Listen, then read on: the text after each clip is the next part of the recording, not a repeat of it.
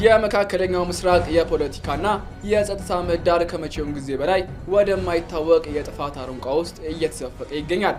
ከቅርብ ቀናት ወዲህ የሚወጡ ተከታታይ የዜና ዘገባዎች የወታደራዊ መገለጫዎችና የጂኦፖለቲካዊ ትንታኔዎች እንደሚያሳዩት ቀጠናው ከእስራኤልና ፍልስጤም አልፎ ዓለም አቀፍ የሀያል ሀገራት የጦር አውድማ ወደ መሆን ተሸጋግሯል።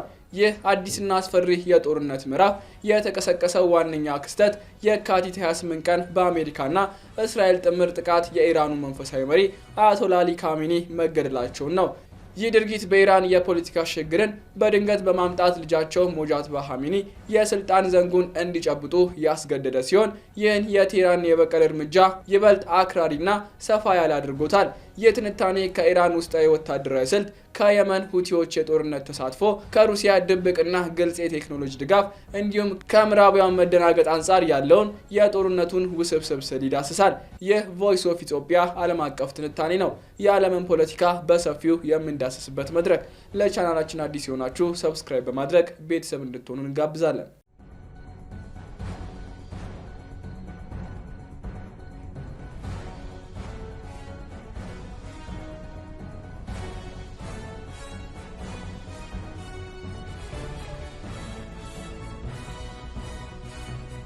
የኢራን ወታደራዊ ስልትና የስነ ልቦና ጦርነት ስንመለከት የኢራን እስላማዊ አብዮት ዘብ ቃል አቀባይ የሰጡት መግለጫ የቴህራንን ስልታዊ ትዕግስትና የተንኮል አቅም ቁልጭ አድርጎ የሚያሳይ ነው። ኢራን በእስራኤል ላይ ባዘነበችው መጠነ ሰፊ የሚሳኤል ጥቃት የተጠቀመችው ከ2012 እስከ 2014 የተመረቱትን ቃድር፣ ኢማድና ሻይባር ሻከን የተሰኙትን የድሮን ትውልድ ሚሳኤሎች መሆኑን ማስታወቋ ጠላቶቿን በስነ ልቦና ለማሸበር ያለመ ነው። አዲስና እጅግ ዘመናዊ የሆኑትን አጥፊ የጦር መሳሪያዎቿን ገና ወደ ጦርነቱ አለማስገባቷን መግለጿ ይህ ገና የጅማሬ ጫፍ ነው የሚል ቀዝቃዛ መልእክት ለቴል አቪቭና ለዋሽንግተን አስተላልፏል። ይህ ስልት ሁለት መሰረታዊ ዓላማዎች አሉት። አንደኛው የእስራኤልን ታዋቂ የአየር መከላከያ ስርዓት በአሮጌና ርካሽ ሚሳኤሎች በማጨናነቅ ማዳከም ሲሆን፣ ሁለተኛው ደግሞ ጦርነቱ ረጅም ጊዜ የሚወስድ ከሆነ ለ6 ወራት ተከታታይ ከፍተኛ ጦርነት ዝግጁ መሆኑን ገልጿል። ዘመናዎቹ መሳሪያዎችን ለመጨረሻውና ወሳኙ ምዕራፍ ማቆየት ነው። ማዕከላዊ እስራኤል ላይ ያረፉት ሚሳኤሎች በዜጎች ላይ ያደረሱት ሰፊ ውድመት የኢራን አሮጌ መሳሪያዎች እንኳን ምን ያህል አውዳሚ ሊሆኑ እንደሚችሉ ያረጋገጠ ክስተት ሆኗል። አዲሱ መሪ ሞጅታባ ኻሜኒም ቢሆኑ የአባታቸውን መንገድ በመከተል ከእጅ አዙር ጦርነት ወደ ቀጥታ ግጭት መግባት የመረጡም ይመስላል። ይህ የኢራን እርምጃ በብቸኝነት የሚካሄድ አይደለም። የመካከለኛው ምስራቅ የተቃውሞ ዘንግ አባላት በአዲሱ መሪ ዙሪያ በፍጥነት ተሰብስበዋል። በተለይም በየመን የሚንቀሳቀሱት ሁቲዎች ያወጡት መግለጫ ጦርነቱን ወደ አዲስ መልከ ምድራዊ ስፋት ያሸጋገረ ነው። የሁቲዎች የፖለቲካ ቢሮ ከፍተኛ አባል የሆኑት መሐመድ አልቡካይት ቡድናቸውን ከኢራን ጎን በመቆም በአሜሪካና በእስራኤል ላይ ጦርነት መክፈቱን በይፋ አውጇል። የዛቻ በቃላት ብቻ የተወሰነ አልነበረም። በኩዌት በሚገኘው የአሜሪካ ጦር ሰፈር ላይ የተሰነዘረው መጠነ ሰፊ የድሮንና የሚሳኤል ጥቃት የሁቲዎችና የኢራን ጥምረት ምን ያህል ርቀት መሄድ እንደሚችል አሳይቷል። ይህ ጥቃት በባህር ሰላጤው ሀገራት ለሚገኙ የአሜሪካ ኃይሎች የሎጂስቲክ ሄሊኮፕተርና የስለላ ማዕከል የሆነውን ቦታ ክፉኛ የጎዳ ሲሆን ለአረብ ሀገራትም የማስጠንቀቂያ ደውል ሆኗል። ሁቲዎችና ኢራን በግልጽ እንዳስቀመጡት የአሜሪካን የጦር ሰፈር ያስጠለለች ማንኛውም የአረብ ሀገር የጥቃቱ ኢላማ ከመሆን አታመልጥም። ይህ ደግሞ እንደ ባህሬን፣ ኳታር፣ ኩዌትና የተባበሩት አረብ ኤሚሬትስ ያሉ ሀገራትን እጅግ አጣብቂኝ ውስጥ ከቷቸዋል። በአንድ በኩል የአሜሪካ ጥበቃ ያስፈልጋቸዋል፣ በሌላ በኩል ደግሞ ከጎረቤት ኢራንና አጋሮቿ የሚሰነዘርባቸውን የእሳት ማዕበል መቋቋም አይችሉም። ከዚህ ቀጠናዊ ውጥንቅጥ ጀርባ ብቅ ያለው ሌላኛውና ምናልባትም እጅግ አደገኛው ጉዳይ የሩሲያ ግልጽ ተሳትፎና ጂኦፖለቲካዊ ቼስ ጨዋታ ነው። ሞስኮ በዩክሬን ጦርነት ምክንያት ከምዕራባውያን ጋር የገባችበትን የሞት ሽረት ትግል ወደ መካከለኛው ምስራቅ ያዘዋወረችው ይመስላል። የሩሲያ ከፍተኛ ባለስልጣናት የሆኑት ዲሚትሪ ሜድቬዴቭ እና የውጭ ጉዳይ ሚኒስተር ሰርጌይ ላቭሮቭ የሰጡት መግለጫዎች የክሬምሊን አቋም ግልጽ የሚያደርጉ ናቸው። አሜሪካ በባህር ሰላጤ ያሏት የጦር ሰፈሮች ሰላምን የሚያመጡ ሳይሆን ጦርነትን የሚጋብዙ መሆናቸውን በመግለጽ አረብ ሀገራት ፊታቸውን ወደ ሞስኮ እንዲያዞሩ ግብዣ አቅርበዋል። ይህ ዲፕሎማሲያዊ ጫና ብቻ ሳይሆን በተግባር የተደገፈ ወታደራዊ ትብብር መሆኑን የቆጵሮስ ክስተት ያረጋግጣል። በሜዲትራኒያን ባህር የምትገኘው ቆጵሮስ የብሪታንያ ሮያል አየር ኃይል የጦር ሰፈር ላይ በቅርቡ የወደቀው የኢራን የአጥፍቶ ጠፊ ድሮን ውስጥ የተገኘው ቴክኖሎጂ የምዕራባውያንን የስለላ ተቋማት ክፉኛ አስደንግጧል።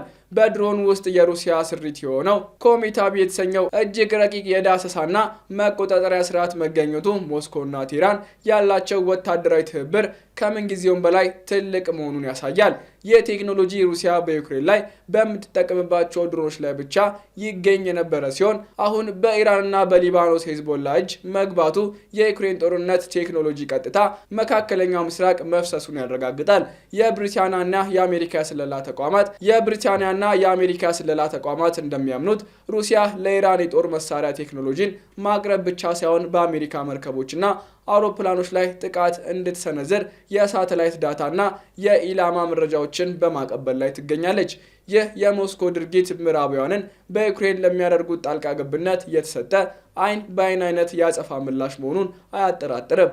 የሩሲያ አምባሳደር በብሪታንያ እንዳሉት ሀገራቸው በዚህ ጦርነት ውስጥ ገለልተኛ አይደለችም። ይህም ማለት ከኢራን ጎን ቆማ የምዕራባውያንን ጥቅም ለመጉዳት ቆርጣ ተነስታለች ማለት ነው። የእነዚህ ክስተቶች ድምር ውጤት በአሜሪካና በብሪታንያ መንግስት ላይ ከፍተኛ የፖለቲካና የወታደራዊ ጫና ፈጥሯል። የብሪታንያው ጠቅላይ ሚኒስትር ኬር ስታርመር መንግስት ፈጣን ምላሽ ባለመስጠቱ በሀገር ውስጥ ተቺዎች ዘንድ በብርቱ እየተወቀሰም ይገኛል። ጦርነቱ እየተባባሰ በሄደ ቁጥር ብሪታንያ እንደ ኤችኤምኤስ ፕሪንስ ኦፍ ዌልስ የመሳሰሉ ግዙፍ የጦር መርከቦቿን፣ ታይፎን የጦር አውሮፕላኖቿንና በመቶዎች የሚቆጠሩ ወታደሮቿን ወደ ቆጵሮስና ሜዲተራኒያን ባህር በፍጥነት እያንቀሳቀሰች ትገኛለች። አሜሪካን በበኩሏ እንደ ቢ1 ላንሰር ያሉ ግዙፍ የቦምብ ጣይ አውሮፕላኖቿን ወደ አውሮፓ በማስጠጋት ለከፋው ጥቃት ዝግጁ እያደረገችም ትገኛለች። የኢራኑ ፕሬዝዳንት ማሱድ ፔዜክሻን በበኩላቸው ሀገራቸው ከጎረቤታቸው ጋር ሰላም እንደሚፈልጉ ቢገልጹም አሜሪካና እስራኤል የሚያደርጉትን ጥቃት ግን እጅ አጣጥፈው እንደማይመለከቱ ያለ ቅድመ ሁኔታ እጅ መስጠት የሚባለው ነገር ጠላቶቻቸው መቃብር ይዘውት የሚገቡት ምኞት መሆኑን በማስረገጥ ተናግሯል። አሁን በመካከለኛው ምስራቅ እየታየ ያለው ትዕይንት ተራ የድንበር ወይም የቀጠና ግጭት አይደለም። የኢራን ልሂቃን የጥፋት አቅማቸውን ቆጥበው በስሌት እየተጫወቱ ሁቲዎችና ሄዝቦላ የመሳሰሉ ኃይሎች በየአቅጣጫው ግንባር እየከፈቱ ሩሲያ ደግሞ በቴክኖሎጂና በመረጃ ድጋፍ የምዕራባውያንን አቅም እያዳከመች ባለችበት በዚህ ውስብስብ የጦርነት ትሪሎጂ ውስጥ ዓለም በአዲሱ የቀዝቃዛው ጦርነት ትኩስ ምዕራፍ ውስጥ ትገኛለች። አሜሪካና አጋሮቿ የፈጠሩት የቀጠናዊ ጸጥታ መዋቅር በኢራንና ሩሲያ ጥምረት ክፉኛ እየተፈታተነ ነው። ይህ ግጭት በዲፕሎማሲያዊ መንገድ ቶሎ እልባት ካላገኘ ከመካከለኛው ምስራቅ አሸዋማ በረሃዎች ተነስቶ መላውን ዓለም ወደሚያነድ ወደ ሶስተኛው የዓለም ጦርነት የማደግ አቅሙ እጅግ ከፍተኛ ነው። የሞጅታባ ኻሜኒ ወደ ስልጣን መምጣትና የቴህራን ሞስኮ የጠበቀ የጥላ ስር ጋብቻ በቀጣዮቹ ወራት ቀጠናውን የዓለም የፖለቲካ የመሬት መንቀጥቀጥ ማዕከል አድርጓት እንደሚቀጥል በእርግጠኝነት መናገር ይቻላል። የዚህ ጂኦፖለቲካዊ የመሬት መንቀጥቀጥ ቀዳሚ ሰለባዎች የሆኑት የባህረ ሰላጤ አረብ ሀገራት አሁን ላይ ከሁለት የተሳለ ሰይፍ መሃል ገብተዋል። የኳታሩ ጠቅላይ ሚኒስትር ሼክ መሐመድ ቢን አብዱራህማን አልታኒ በከፍተኛ የልብ ስብራት የገለጹት የክህደት ስሜት የሁኔታውን አሳሳቢነት ያጎለዋል።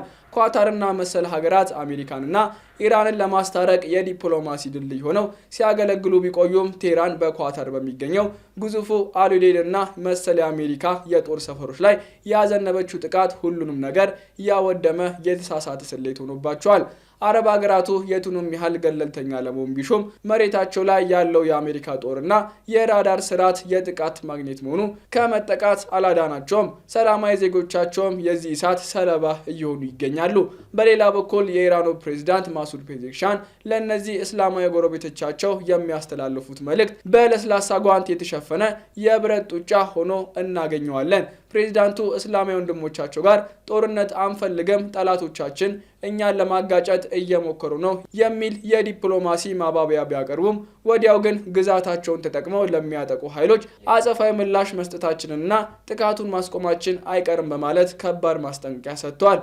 ይህ የኢራን ስትራቴጂ ግልጽ ዓላማ አለው። አረብ ሀገራቱ የራሳቸውን ዜጎች ደህንነት ለማስጠበቅና መሰረተ ልማቶቻቸውን ከውድመት ለማዳን ሲሉ አሜሪካን ከግዛታቸው እንዲወጡ ማስገደድ። ይህ ደግሞ አሜሪካ በመካከለኛው ምስራቅ ያላትን ሄጅሞኒካዊ በላይነት ከስሩ ለመንቀልና የጸጥታ መዋቅሩን በራሷ ቁጥጥር ስር ለማድረግ በቴህራን የተዘረጋ ረቂቅ ወጥመድ ነው። ከዲፕሎማሲውና ከጂኦፖለቲካዊ ውድቀት ባሻገር ይህ ጦርነት ሌላ ያልተጠበቀ እውነት አጋልጧል። እርሱም የአሜሪካ የጦር መሳሪያና የድሮን ቴክኖሎጂ ልዕልና ጥያቄ ምልክት ውስጥ መግባቱ ነው። የቀድሞ የአሜሪካ ጦር መኮንኖችና ወታደራዊ ተንታኞች በቁጭት እንደሚገልጹት የአሜሪካ ግዙፍ የጦር መሳሪያ አምራች ኢንዱስትሪ የራሱ ስኬት ሰለባ ሆኗል። አሜሪካ በቀድሞዎቹ የኢራቅና የአፍጋኒስታን ጦርነት ባገኘችው አነስተኛ የቴክኖሎጂ ፉክክር ድል ተዘናግታ ስትቀመጥ እንደ ሩሲያና ኢራን ያሉ ተቀናቃኞቿ የድሮን ቴክኖሎጂን ከዘመኑ የጦር ሜዳ ጋር በፍጥነት አዋህደውታል። እንደ አሜሪካው ስዊች ብሌድ ያሉ ርቀት የሚጓዙና ውስብስብ ድሮኖች አሁን ባለው ሰፊ የጦር ሜዳ ላይ አቅም ሲያንሳቸው የሩሲያ አእምሮ የተገጠመላቸው የኢራን ርካሽ ተደራራቢና ሩቅ ተምዘግዛጊ ካሚካዜ ድሮኖች ግን የአሜሪካን ዘመናዊ የራዳር ስርዓቶች በቀላሉ ጥሰው በመግባት አውዳሚ ታሪክ እየሰሩ ነው። ይህ የቴክኖሎጂ የበላይነት ጥያቄ ውስጥ መግባቱ በንድፍ ሐሳብ ደረጃ ብቻ የቀረ ሳይሆን በቅርቡ በዮርዳኖስ መዋፋቅ ሳልቲ የአየር ጦር ሰፈር ላይ በተፈጸመው ድርጊት በተጨባጭ የተረጋገጠ ይሆናል። በዚሁ ጥቃት ኢራን የአሜሪካን እጅግ ዘመናዊና ውድ የሆነውን ANTP-Y2 የተሰኘ የሚሳኤል መከታተያ ራዳር ማውደሟን ተዘግቧል። ዋጋው ከ$300 ሚሊዮን በላይ የሚገመተው ይህ ራዳር የአሜሪካ ታድ ለተሰኘው ከፍታ ላይ የሚገኘው የሚሳኤል መከላከያ ስርዓት እንደ ኤሌክትሮኒክ አይን የሚያገለግል ቁልፍ አካል ነው።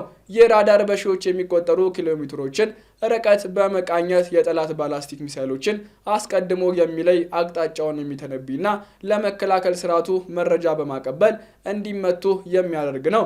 ይህን እጅግ ወሳኝ ራዳር በአንድ ሚሳኤል ብቻ ከጥቅም ውጪ ማድረግ መቻል የኢራንን የስልት ብስለት ከማሳየቱም በላይ የአሜሪካን የመከላከያ መረብ ላይ ትልቅ ቀዳዳ መፍጠር ችሏል።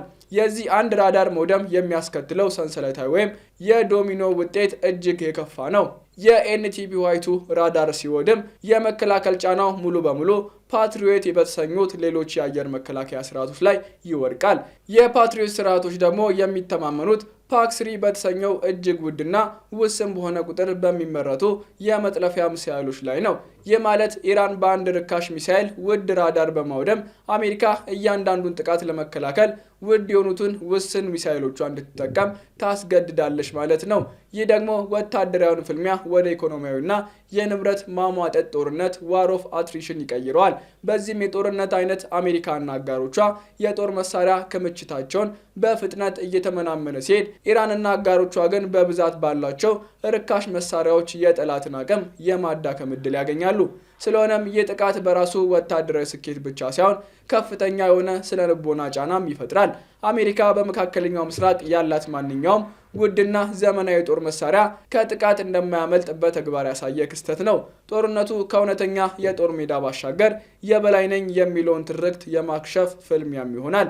ኢራን የአሜሪካ የማይደፈር በሚመስለው የመከላከያ ጋሻ ላይ ቀዳዳ መፍጠር እንደምትችል ማሳየቷ በቀጠናው ለሚገኘው የአሜሪካ አጋሮች የሚሰጠው መልእክት እጅግ አስደንጋጭ ነው። ይህ ደግሞ የአሜሪካ ወታደራዊ የበላይነት ዘመን ከባድ ፈተና ላይ መውደቁንና ከዚህም በኋላ የሚደረገው ጦርነት በቴክኖሎጂ ልዕቀት ላይ ብቻ ሳይሆን በተቀናቃኞች ስልታዊ ብልጠትና የአዳዲስ የውጊያ ስልቶች ፈጠራ ጭምር የሚወሰን መሆኑን በድጋሚ ያረጋገጠ ነው። በአጠቃላይ ሲታይ ይህ አዲሱ የመካከለኛው ምስራቅ የጦርነት ምዕራፍ የትናንቶቹን ዓለም አቀፍ የጨዋታ ሕጎች ሙሉ በሙሉ የሻረ ሆኗል። የባህረ ሰላጤው ሀገራት በዲፕሎማሲና በእሳት ማዕበል መሃል የህልውና አጣብቂኝ ውስጥ ወድቀዋል። የዲፕሎማሲ በሮች በጦር መሳሪያ ጭስ ታፍኗል።